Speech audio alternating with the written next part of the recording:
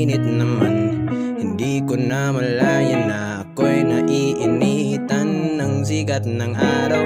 Ako ay di nadalaw ng katamaran, pinipigilan akong gumalaw. Gusto ko lang naman na maupo lang dito sa may veranda, panoorin ang buong paligid habang nakatutong yung paborito kong sonata.